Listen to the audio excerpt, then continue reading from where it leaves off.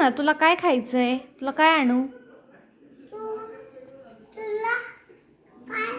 तुला काय पाहिजे?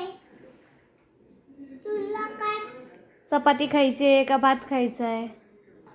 चपाती खायची का भात खायचे तुला? वो म्हणता हंबा मुझे का?